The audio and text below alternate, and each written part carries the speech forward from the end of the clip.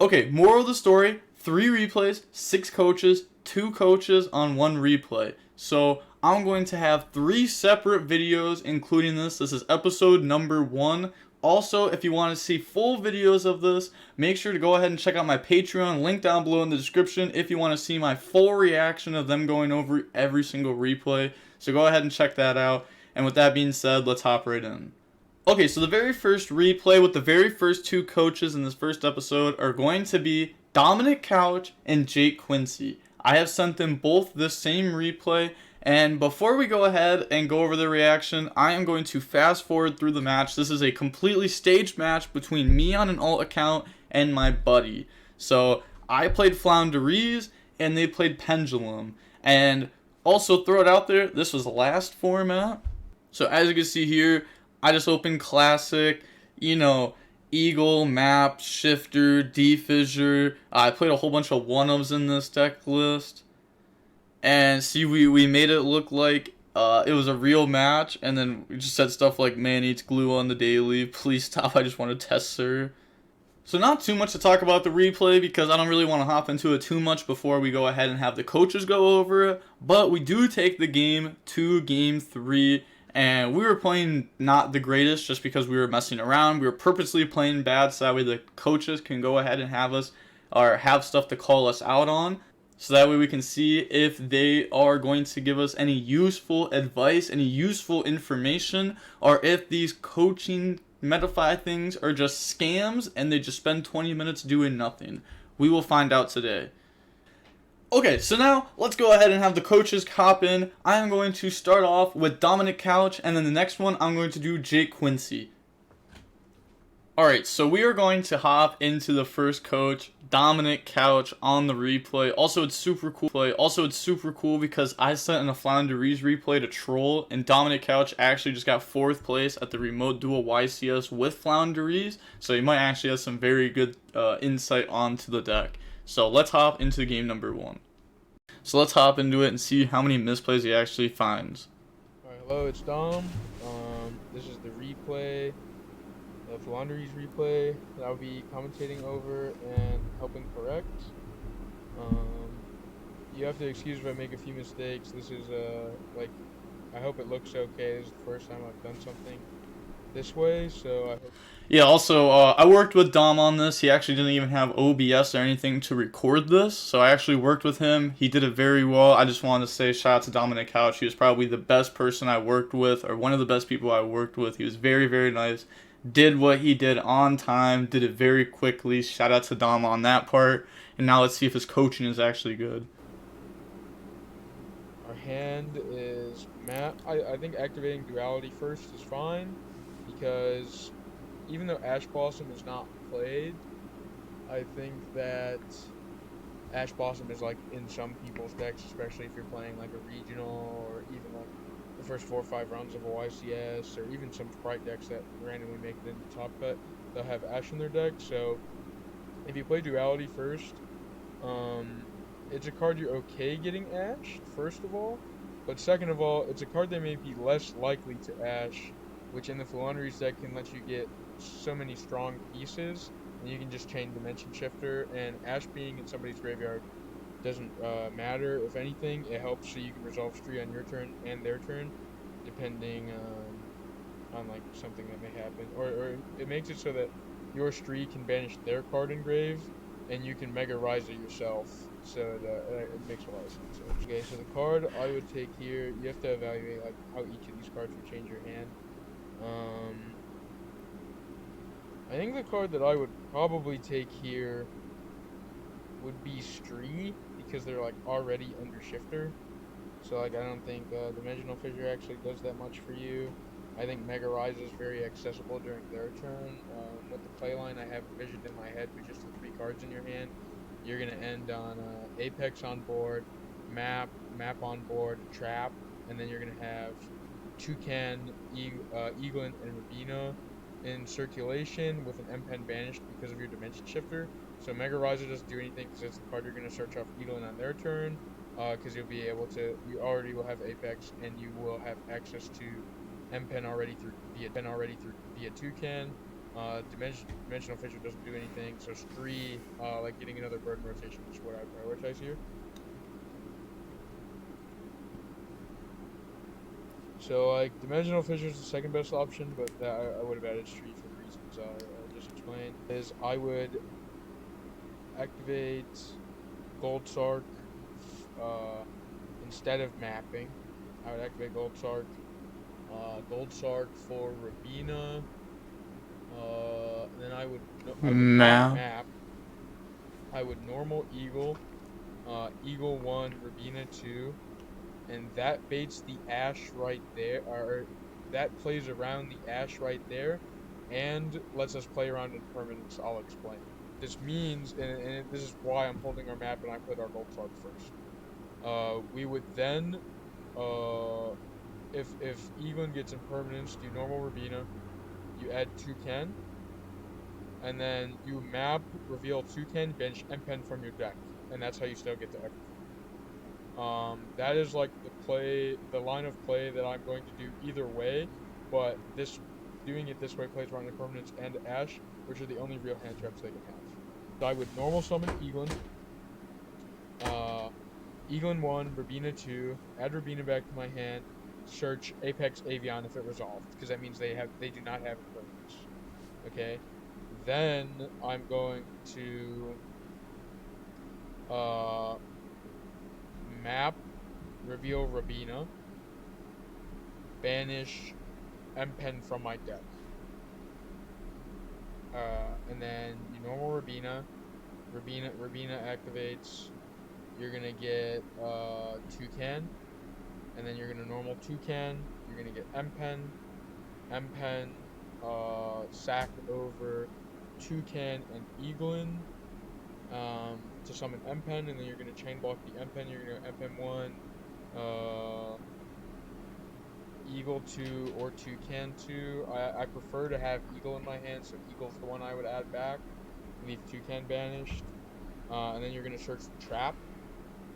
And then you're going to sack over the M-Pen and your Rabina, which is your remaining bird, for Avian. And then you're going to have map, trap, Avian, which plays around all these cards like Dark Ruler, because they have the Dark Ruler immediately into Avian. Like, having a negation, especially through Shifter, is very important.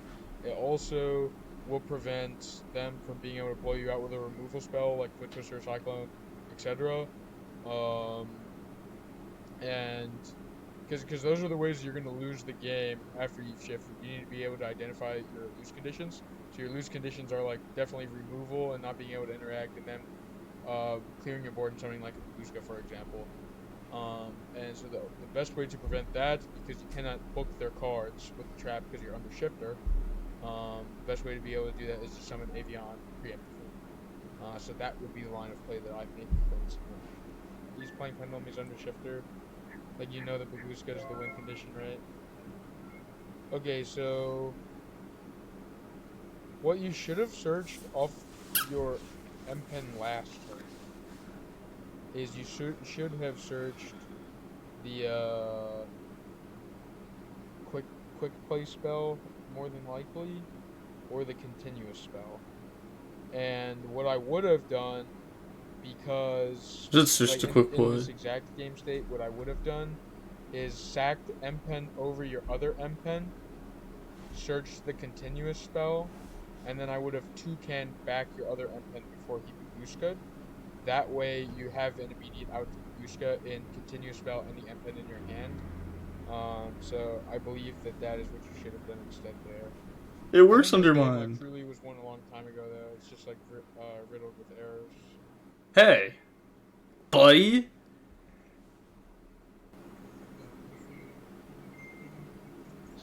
I am not sure why Necro Valley's in your deck going second, though. He brings out So a he summons master. literally nothing. I think Rebring Babushka is a big mistake. Whoa. So, unless I'm missing something, I have no idea why you did not quick play Ben. I could have got Adventure, Banish, and just win the game, but I wanted it to go to game 3 because the longer the match was, the longer I got him to commentate my stuff. So I was like, I'll set Adventure, see if I can live up to 500 life point gain, and then pass. Finish Evelyn or Rabina, and then you could have searched map and played. I think that would be the fatal error of this game, and that's probably what I would have done differently. So, on to game 3, we're going first. So, how I'd play this hand out, I know he has no interactive cards, but this gets a little more complicated because now we do not have Dimension Shifter. So I think mapping first is the correct play, checks for Ogre. What I would do next is probably summon Eaglin, banishing Empen here. So why I banish Empen here is it plays around any interaction. So like Eaglin gets negated by Ash Emperor, whatever it may be. You can normal summon Rabina, get to the Toucan gets to the Empen, and then Empen gets the trap statue. Bang. That's as simple as it gets. If he has no interaction, you're going to end on a board very similar to what I did game 1, but it's actually going to be a little better now because of not only how many birds you have, but you would also, you're not under shifter, so the trap card gets much better at protecting the statue. So what I would end on if you did not, what I would end on with this hand if you are not interrupted would be map, trap card, Avion with the statue in your hand, and then I believe you could get an Empen in circulation, like probably just by banishing it. Just Eagle, banish Empen, Rabina. Yes, I'll do the line right here out loud for you. So it's like map, reveal Eagle, banish Empen, Eagle search Apex, normal Robin, Robin search Toucan, Toucan gets Empen, and then you Empen add a bird, Empen add the trap, Empen add a trap, also add bird back, and then off your Empen you summon a dead bird back that you added back. So like you would add back your Eagle and then summon it, so your board would look like, so like say you sack off Toucan and Eaglin for Empen, your board would be Empen, Robin, and then the Eaglin that you summon off of Empen. So you have Empen two dead birds, and then you sack the 2 dead birds for your regular normal summon of Apex Avion. So you have Empen Apex Trap with the statue in your hand. I think that is definitely the best line here. He would have to mine. It gets negated, and then he talences, and you're in a much more favorable position. I think you're obvious. Okay, pause. So why? Okay, so if I'm you, I tribute over this wind barrier statue. Okay. And I tribute over his Mystic Mine, and I summon Empen. Okay. And then Explain. Birds, and then you have Empen, and then you just play. You have Empen, Avion, and he's just dead. That's 8100. Doesn't check out. Yeah, so I think that was definitely a error. Like he does not have any monsters that he can block with Pistials. I think this like when Beer Statue does nothing rather than just kill him. This just should have happened last turn. Yep. Alright. Hopefully you learned something from the replay I've analyzed for you. And now that I'm a little more familiar with how to record these videos, if you want to do this again in the future, I'd be more than happy to, and I hope you have a great time at your case tournament. But alright, let's go ahead and hop into Jake Quinsee and how he analyzes the match and see how he does it differently. So, first I'm probably going to start with Gold Sark, Rabina, then Shifter, because then the part of Duality will then give me one less Rabina in my deck, which lets me see more cards of higher value, because I've already got Rabina basically, right? So that's what I would start with. I'd start with a Sark, then chain Shifter, and then Sark will get banished by Rabina. Then I will play either Duality. You could hold the Duality actually. I don't mind holding the Duality, yeah, because you want to hold it for because you want to thin your deck. Okay, so if you're thinning your deck, it really does depend what your main deck looks like, but you ultimately want to have more cards. You want to be seeing more like traps, or you want to see more cards that will benefit you if you are going because you're going first, right? What I probably would do here is I probably would add Riser, and then I'd set up Apex. That's crazy! All three of us chose different cards off the same duality. And then next turn, yes, I won't have the trap, but they have to normal summon in some way, surely. And then Flundery's map will let me play. This is why I don't really like playing the duality straight away. But I mean, if you decide not to go Apex Avian, you decide to go with the Penguin instead, then I probably would. I don't think he knows that you can go for Avian and Empen. A lot of non-Flandreese players have only played against Flandreese players, and that's where they get their information from, and they don't actually play Flandreese. It's very important to know that like Map can banish Empen. That's like a key role in Flandreese strategy 101. We just want to protect the statue, so I don't mind Risering the Raccoon, and he's going to scoop. He will scoop straight away. So we go Egg. Don't add Riser, which is interesting to me. You add M-Pen. I don't understand why you need to add M-Pen here. You already have it on the board. Your opponent hasn't got any board wipes. I don't think he'll realize it. You would never, ever hold Rigeki really here. Rigeki? Oh god, no. We're on a whole different wavelength here now.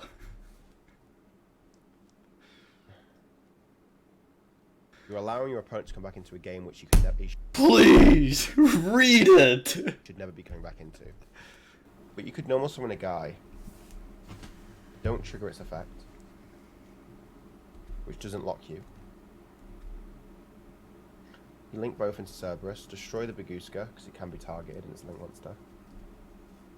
Okay, then you use your map, then you additional summon, and then you play on, and then you should be able to OTK in this turn because then you can go Riser, Raccoon, you'll have Cerberus, you'll have you can't use the Flandreese effect to turn you special. Okay, so maintenance cost, Baguska detaches,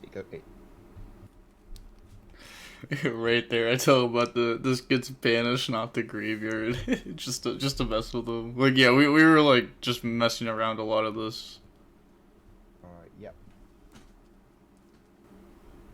Anyone since the graveyard is banished instead. Right, it should be banished, bro. He doesn't know. He doesn't know. Oh, we caught him. We caught him. It actually worked. It actually worked. It worked. Oh, the good old bait. The bait and switch. Oh, you little fishy. Oh, we got him so good with that. Okay, the thing I don't like here is if you don't play anything now and your opponent goes straight to battle phase and crashes both of his guys into your Limpen, he can't. It means he can just deck you out. There is no way you just said that. Okay, dude. And there's no way you said that, and there's no way my opponent thought that. Okay? Like, you can't attack his Mystic Mind. And, well, my bad, you can't attack. What am I on about? You can't attack, no problem. Okay. Didn't it hurt to try? What will he do? There's really not much he can do. There's many ways you can do this. So you can either lead with Eglin. Eglin adds N-Pen, and then normal summon the statue straight away. Then you really actually need to start. You need to have another wing beast in your hand. So I would start with duality. Try and add any wing beast. Okay. You don't want to let on your opponent know you have Rabina. Okay. and then you want to go summon Egglen, add M-Pen, summon the statue. Straight away turns off the statue. Then play Advent, banish the wing beast that you added from Duality, and then summon additional summon, Rabina, etc., and then just combo off. What up, guys? It's the editing grinder here, and after watching this and listening to all of these clips and edits I've been going through, I just gotta say, this is torturement to me. This is just so many misplays, and it's an hour of this. If you could please leave a like on the video, I would highly appreciate you, and good luck watching the rest of the video. Okay, whoa. He said, whoa. Yes. I never needed map. We never needed it. Well, what's going on here?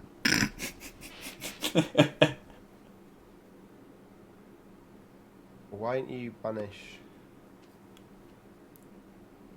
You could clear his whole board. He's got one card left in hand. When you summon Barrier Statue and goes this, you could just chain Advent, banish the statue. Oh God, no, don't do that. Banish a bird from hand. Don't banish the statue. Yep, I like this. I I don't. like that you added the spell.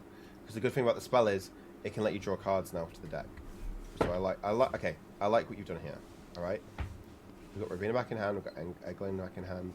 Dream Town. Dude, this is literally working exactly how I thought it would. I didn't even know Dominic Couch knew Flounderies. I had him go over this before he got top at the YCS. I am so good. Like, I don't even know what to say besides, like, this video is working so perfectly. It's literally just them counteracting what they've said. Like, Dominic Couch is being like, I don't like what you're doing. And then Jake Quinsee is like, I like exactly what you're doing here. And, like, that is perfect because, obviously, the correct line is not... I guess the correct line could be opinion-based, and, like, different people can think different lines are correct. But I think if Jake saw the line that Dom talked about, he would say that line is correct over this line. We can either normal summon... No, we just tribute the mine and the barrier statue for Avian. Now we've got 54 on the board. Okay. Then we go map, banish, and we full combo, and we add another M-Pen or a riser, and we attack for over 8k. Good man. Oh. He's got like this. What? Wait, bro. You conduct tribute summons that tribute 2 months by saying one monster you control, one card your opponent controls the graveyard instead of tributing. You just tribute the mine. You win. You know, you put a respectable player behind Flunder, and they're going to show you things that the other Flunder players have never done before. So that's why I think I would give Jake a 5 and Dominic a 9.5. Overall, though, I think Jake Quinsee would probably be a lot better to use for like a tier element replay or something. He's been playing a lot of that. And I think Dominic Couch would probably be very good Flounderies coach. I assume that he would also be a very good tier element coach also, but if you're looking someone specifically for Flounderies, like if you're a Flounderies duelist and you want to coach or something, I would probably do Dominic Couch out of everybody on the list. Unless if they, you know, add like Ryan Fletcher or Nick Ortiz, I would highly suggest using Dominic Couch as your Flounderies coach. And I think that's going to be it for the video. If you want to go ahead and check out both these players on Metafy, I will leave a link to their Metafys down below in the description. I'll also leave a link to Jake Quinsee's YouTube channel if you want to go check out his videos or him live streaming tournaments and stuff. So I'll link all that down below in the description. Also, huge shout out to Metafy for being the platform I've used for multiple of my videos. Thank you very much, even though you'll probably never see this. And with all of that being said, the DB Grinder signing off. Peace. Have a nice day. Stay safe.